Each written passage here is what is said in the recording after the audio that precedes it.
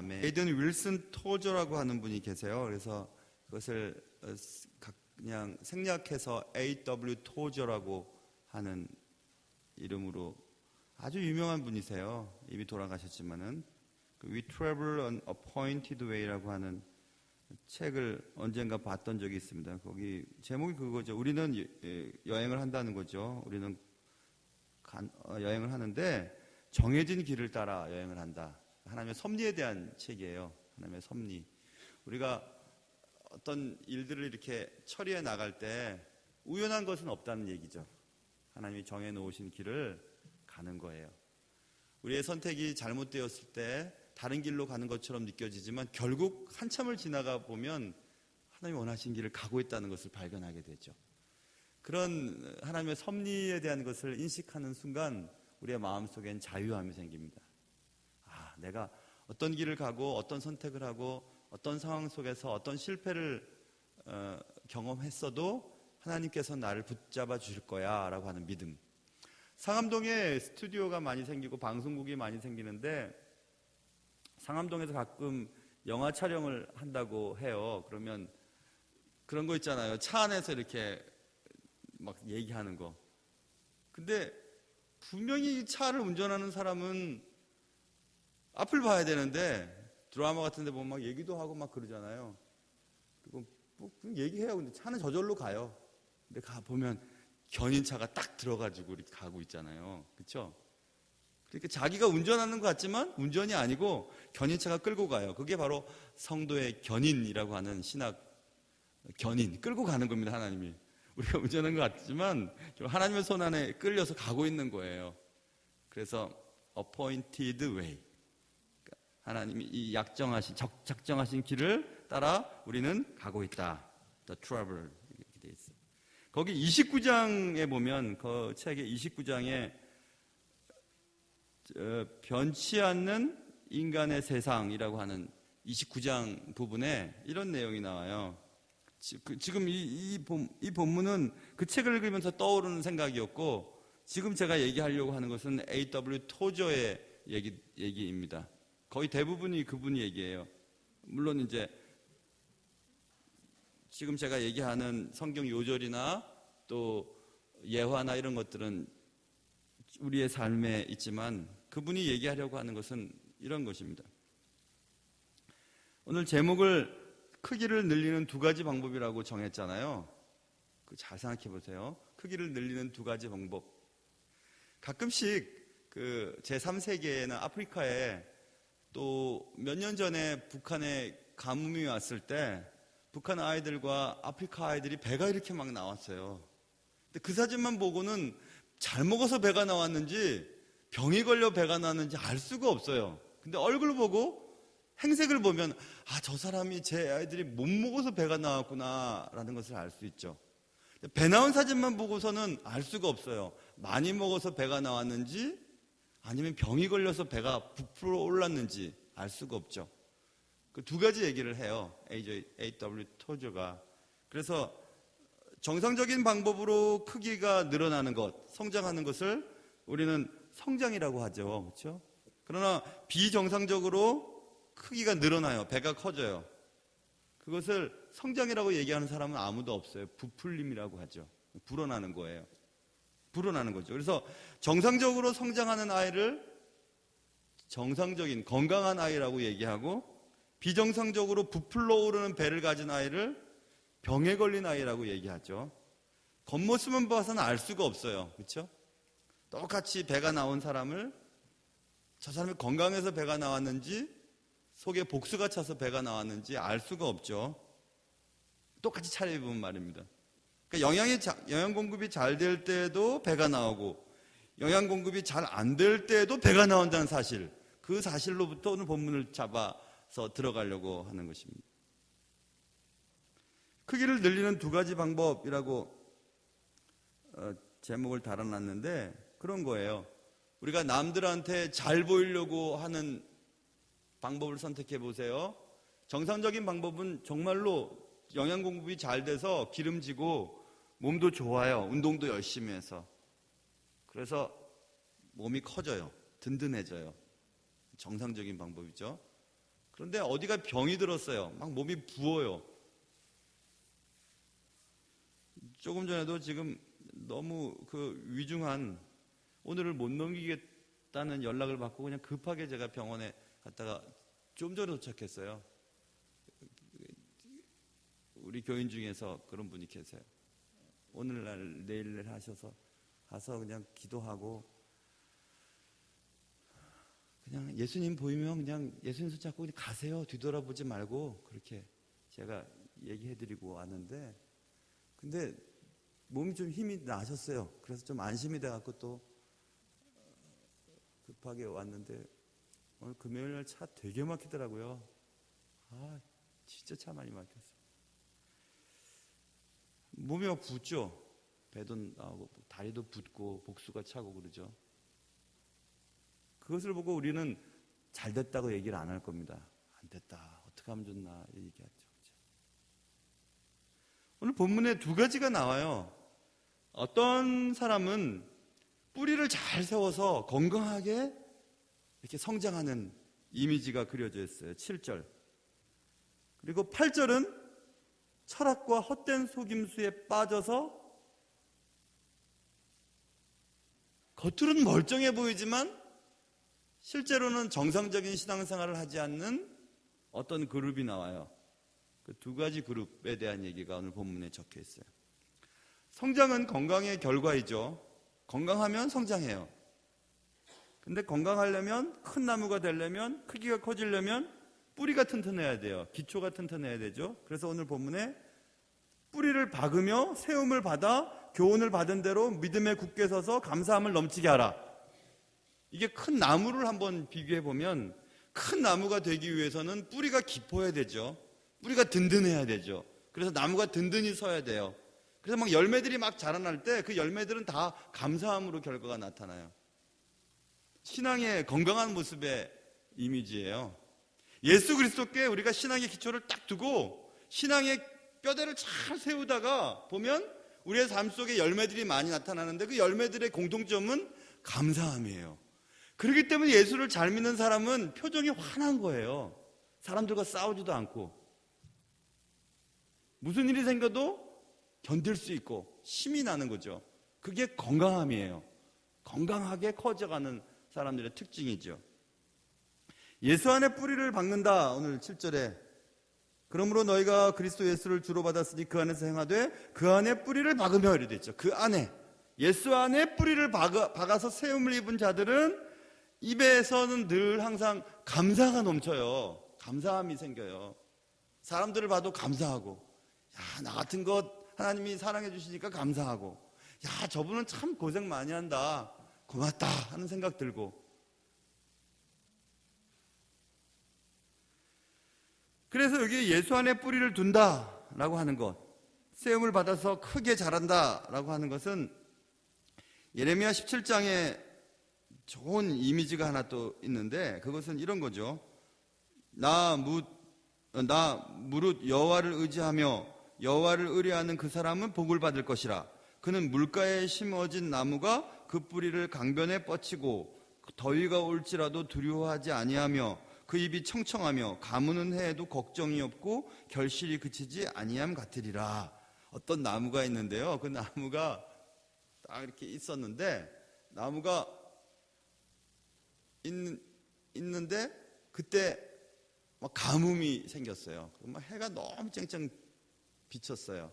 그럼 나무가 시들시들거리고 열매가 맺히지 않아야 되는데 상관없이 열매가 잘 맺혀지는 거예요. 이상하다. 왜 그렇지? 저 나무가?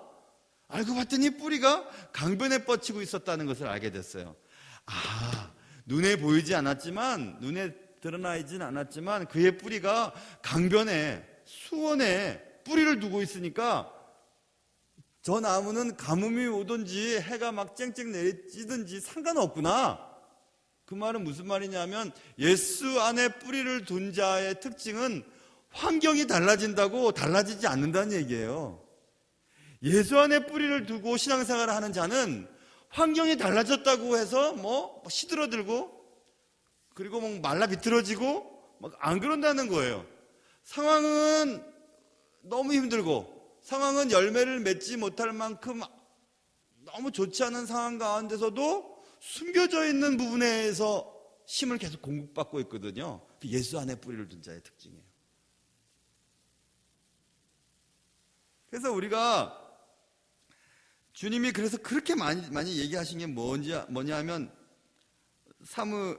사무엘에게 이렇게 말씀하세요. 사무엘상 16장에서 그의 용모와 키를 보지 말라. 내가 이미 그를 버렸노라. 내가 보는 것은 사람과 같지 아니하니 사람은 외모를 보거니와 나 여호와는 중심을 보느니라. 우리가 잘 아는 얘기잖아요. 그러니까 주님은 중심을 본다는 거예요. 외모가 어떤지도 안 보고 그 속이 어디에 지금 잇대어 있는지를 본다는 거예요. 그래서 또 이사야서 26장에 주께서 심지가 견고한 자를 평강하고 평강하도록 지키시리니 이는 그가 주를 신뢰함이니이다. 심지 얘기는 왜 갑자기 나올까요? 그 심지가 견고해서 어디다 지금 그 심지를 두고 있느냐에 따라 그 나무의 세움과 열매 맺음이 결정된다는 것을 누누이 강조하거든, 성경에. 그게 어디까지 이어지냐 하면 신약에 넘어가 보면 외식하지 마라 너희들. 겉만 번지를 한다고 신앙생활 하는지 아냐? 열매를 나타내 봐봐. 너의 신앙의 기초가 어디야? 예수님 말씀하시잖아요. 그게 이제 8절이에요. 누가 철학과 헛된 속임수로 너희를 사로잡을까 주의하라. 이것은 사람의 전통과 세상의 초등학문을 따른다. 그들은 예수를 따르는 게 아니다. 이것입니다. 부풀려 오르는 거죠. 딱 부풀러 올라가는 거예요. 뿌리는 딴 데 있어요. 뿌리는 전통이에요. 그가 했던 신앙생활이에요. 헛된 욕망이에요. 세상 초등학문이에요. 여기 철학과 헛된 속임수라고 하는 것은 속이 벼있다는 의미의 단어거든요. 속은 벼있어요. 벼있는데 이렇게 부풀러 오르는 거죠. 공갈빵처럼 부풀러 올랐어요. 남들이 볼 때는 커 보여요. 멋져 보여요. 근데 열매가 나타나질 않아요. 팍 찌르면 뻥 터져버려요. 바람 다 새버려요. 환경이 그를 힘들게 하면 금방 쪼그라들어 버리거든요. 그게 부풀어 오름의 특징이죠. 부풀어 오름의 원인은 질병이에요. 질병. 병에 걸리면 부어올라요. 간도 부어. 그래서 저 사람 간땡이가 부었네. 저 허파에 바람이 들어갔나? 다 부었다는 얘기, 부은 거잖아요. 그렇죠? 부은 거예요. 부어. 저 사람, 그래서 막 싸울 때도 키 작은 사람들은 막 다리를 올리잖아, 막 이렇게. 올리죠? 덤벼? 막, 다리. 어쩜, 큰일 났네. 또 붕대 감아야 되겠네. 다리를 막 이렇게 올리잖아요. 그래서 올리죠? 왜 그래요? 너 함부로 하지 마 이거잖아요. 그렇죠? 그게 나 커. 너 덤비지 마. 얕잡아 보지 마. 과장이죠. 과장하는 거죠. 스스로 과대평가하는 거예요. 과대평가하는 신앙생활의 특징, 보고 싶은 것만 보고 듣고 싶은 것만 들어요. 그래서 빵빵하게 빵빵해가지고 나 크지? 나 이런 사람이지? 해요. 근데 그들의 약점은 환경의 변화가 오면 그들의 크기는 금방 줄어들어요. 쪼그라들어 버려요. 왜냐하면 뿌리가 예수 그리스도께 잇대어 있지 않기 때문에 그래요. 예수 그리스도의 뿌리를 받고 또 말해. 큰일 났네요. 이쪽 왼쪽 발. 예수 그리스도의 뿌리를 받고 이렇게 딱 세우지 않으면 언제든지 넘어지거든요. 제가 올해로 이제 9년차 우리 교회에서 사역을 하잖아요. 또 이런 얘기하면 또 목사님 무슨 말 할까? 또 가슴 철렁 내리는 말 할까 봐 겁나지? 그런 얘기 안 할 거고 9년째 될 때 하나님이 한 2, 3년 전부터 우리 교회를 향한 하나님의 계획이 있으신 것 같은데 그 계획은 단단한 그리스도인이 되기를 원하세요. 알기니까 단단한 것 좀. 겉만 번지르한 거 말고요. 단단한 거. 단단해야지 뭐라도 할 텐데 겉만 이렇게 번지르 해가지고 그런 건 말고요. 진짜 단단한 그리스도인. 그런 거 되고 싶어요. 교회도. 막 그냥 교회마다 막 몇 명이 늘어났다고 뭐 교회 건물을 그런 거 말고, 제가 우리 교회 온 지 2년째인가 3년째부터 우리 교회 특징은 주보에 매주 그 인원이 체크돼서 나갔잖아요. 그거 뺍시다. 뺐어요. 저도 몇 명 오는지도 신경도 잘 안 써요. 맨날 이렇게 통계는 나지만, 몇 명인 게 중요하나. 온 사람들만 친해도 단단한 그리스도인이 됐으면 하는 게 제 바람이고, 하나님이 저를 통해서 원하시는 것 같아요. 여러분, 우리의 크기는 두 가지 방법이 있어요. 우리의 크기를 늘리는 방법은 질병에 의해서 부풀러 오르거나 건강해서 성숙하거나 둘 중에 하나예요. 사람들은 속일 수 있을지 모르지만은 하나님은 속일 수 없어요. 그렇다면 교회만 얘기하지만 여러분 신앙생활을 한번 돌아보세요. 여러분의 신앙이 건전한지, 건강한지, 성숙한지, 과거보다도 요즘 신앙생활이 나은지, 정말 단단한지, 밀도가 단단해가지고 뭐 외부적인 일들 때문에 흔들리지 않는 그런 단단한 그리스도인인지를 생각을 해봐야 되는 거죠. 치료의 첫걸음, 그것은 정확한 진단이죠. 제가 언젠가 말씀드렸죠. 아무리 훌륭한 의사 선생님이라도 정확한 진단을 하지 않으면 정확한 치료 방법을 찾을 수가 없죠. 얘기를 안 하고 자기가 병에 걸렸다는 것을 인정하지 않으면 고칠 수가 없잖아요. 나 어디가 아파, 여기가 좀 이상해, 여기가 이상한데 왜 그런지 모르겠어요, 한번 봐주세요, 이렇게 말입니다. 그런데 정확한 진단조차 받으려고 하지 않는데 그러면 어떻게 고칠 수 있을까요? 정확한 진단은 우리의 영적 세계를 진단할 수 있는 유일한 방법은 하나님의 말씀이에요. 하나님의 말씀이 이렇게 딱 선포될 때 그 말씀이 딱 와닿아야 되거든요. 와닿아야 돼서 이거 내가 잘못됐는데, 그 말씀을 듣고 막 마음이 아파요. 마음이 아프니까 내가 여기가 문제가 있구나, 저 말이 나를 아프게 하네, 이게 문제가 있으니까 예수님께 드러내놓고 고쳐달라 그래야지, 그래야 되잖아요. 근데 마음 딱 아프죠. 말씀 듣다가 마음 아프죠. 그러면 화가 나는 거예요. 왜 내 얘기를 했지? 왜 내 얘기를 또 목사님이 하시지? 그리고 막 화를 내는 거예요. 그리고 감춰요. 자꾸 나는 안 그런 척하고 감춰버려요. 그럼 고칠 수가 없어요. 하나님 고쳐줄 수가 없어요. 이렇게만 하는 거죠. 뿔리는 거예요. 자꾸 뿔려. 난 괜찮다 뿔리는 거죠.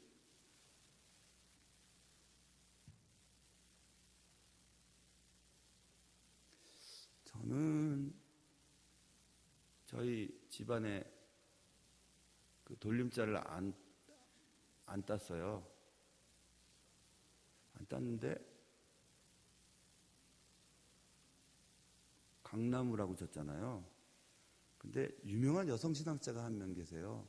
근데 한국에서는 여성 차별이 워낙 심하니까 봉직하고 있던 대학교에서 제대로 대우를 받지 못해서 미국 학교에 지금 유명한 교수예요. 강남순보다는 강남구가 낫다, 그죠? 강남순. 얼마나 촌스러운지. 근데 그 교수님이 참 생각이 깊어요. 그분 책들을 보면. 독일에서 학위를 받은 것 같은데, 그분이 그런 얘기를 해요. 어떤 그분 책 중에서 제가, 죄라고 하는 것이 비판적 사유가 정지됐을 때의 상태, 비판적인 사유의 부재함이라는 정의를 내려요. 물론 그분의 정의는 아닐 거예요. 분명히 그분도 어떤 책을 번역한 한국 말이겠죠. 비판적 사유의 부재, 그게 죄라는 거죠. 그런 거예요. 자기 자신을 객관적으로 들여다볼 줄 몰라요. 뭐가 잘못됐지? 내가 지금 하는 말이 잘못됐지? 내가 지금 하는 행동이 잘못됐지라고 하는 사고를 갖지를 못해요. 그냥 항상 나는 옳은 거예요. 내가 하는 말은 틀리지 않았어요. 내가 하는 삶의 방식은 다 맞아요. 그렇기 때문에 고쳐야 될 사람은 당신이에요. 당신이 고쳐줘야 돼요. 그래야 문제가 해결되는 거예요 라고 하면서 자신에 대한 비판적인 사유를 하지 않게 됨, 거기서부터 죄가 시작되는 거.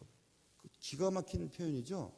비판적 사유의 부재 이퀄 죄. 자기 자신에 대해서 비판적인 사고를 하지 못해요. 그래서 자신은 항상 옳다고 느껴지죠. 그게 예수 그리스도께서 제일 싫어했던 외식하는 자의 특징이에요. 내가 뭐 잘못했는데? 내가 뭘 잘못했어? 네가 잘못해서 그래 거지. 이렇게 시작하는 거죠. 그게 죄예요. 죄인의 특징은 그거예요. 비판적 사유의 부재. 비판적 사유가 없기 때문에 항상 우리는 문제를 일으키는 자로 살아가게 됩니다. 하나님께서 얼마나 답답하셨으면 이사야에게 깨달음을 주시는데, 이사야가 속해 있었던 하나님의 선택된 백성이라고 믿었던 사람들이 나라가 멸망하고 성전이 파괴되어지고 외국으로부터 어려운 일을 당하는 일들을 겪으면서 이사야가 기도를 해요. 통렬하게 기도를 하는데, 기도의 내용이 이사야서 25장에 적혀 있는데, 하나님, 우리 민족의 얼굴에서 우리 민족의 얼굴을 가리고 있는 가리개와 열방 위에 덮긴 덮개를 좀 제해버려 주세요 라고 얘기해요. 그거 뭐예요? 우리 얼굴을 가린 가리개. 그러니까 보지를 못한다는 거예요. 듣지 못한다는 거예요. 하나님의 말씀을 듣지 못하고 하나님이 보여주신 것을 보지 못하는 그 가리개를 좀 걷어주세요. 우리 민족에게 이 가리개를 좀 걷어주십시오. 덮개를 좀 벗겨주십시오. 하는 제대로 보게 해주세요 하고 울부짖으며 기도하는 장면이 나오죠. 그런 영적인 분별력이 회복되지 않는다면 우리는 이렇게 하면서 크다고 생각할 거예요. 됐다고 생각해요. 건강해서 성장하다고 생각해요. 아니에요. 병에 걸려서 부풀러 오른 것뿐이에요. 부풀러 오른 것을 내려야 돼요. 뻣뻣한 목을 내려야 돼요. 어깨에 힘들어한 것을 내려야 돼요. 이 어깨에 옛날에 여자들 집어넣는 거 뽕이에요. 뽕? 뽕이라 그래요? 뻥이라 그래요? 뽕이에요? 욕 가운데서 그런 거 있어요. 뻥이다 이런 말이 있어요. 그러면 뽕이라는 말은 무슨 말이지? 거짓이라는 말인가? 그런 뜻이에요? 예?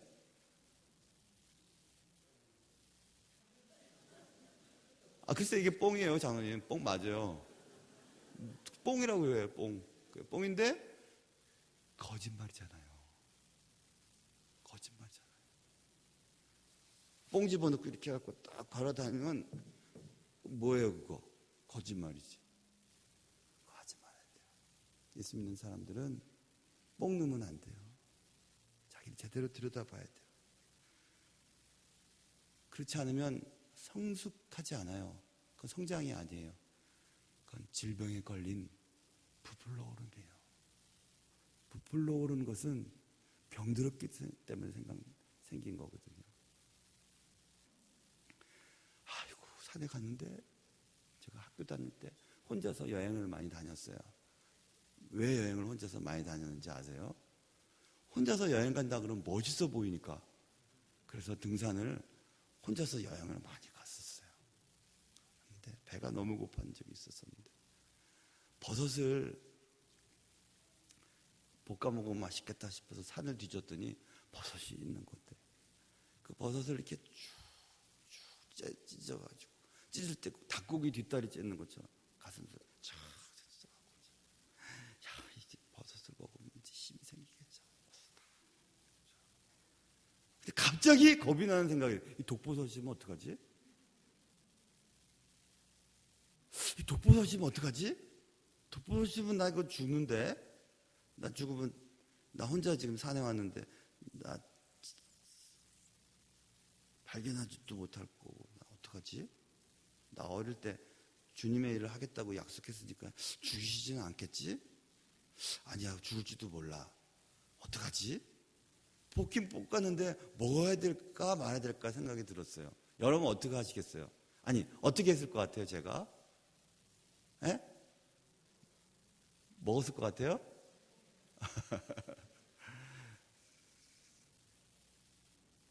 안 먹었어요. 겁이 나서. 자신이 없었어요. 똑같이 생겼는데 독이 들은 버섯을 분간할 수가 없었어요. 먹고 죽느니 안 먹고 배고픈 게 낫겠다 싶어서 안 먹었어요. 안 먹었어요.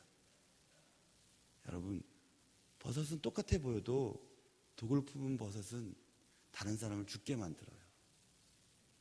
그리스도인들도 마찬가지예요. 독을 품고 있으면 다른 사람을 죽여요. 질병에 걸려있는 사람은 다른 사람을 아프게 해요. 크기를 늘리는 두 가지 방법은 성장하는 것과 부풀러 오르는 것입니다. 또 누구 들으라고 하시는 소리구나. 아니요, 여러분이 들어야 될 소리예요. 또 제가 들어야 될 소리고. 신앙은 거짓으로 있는 척 할 수가 없어요. 교회도 마찬가지고.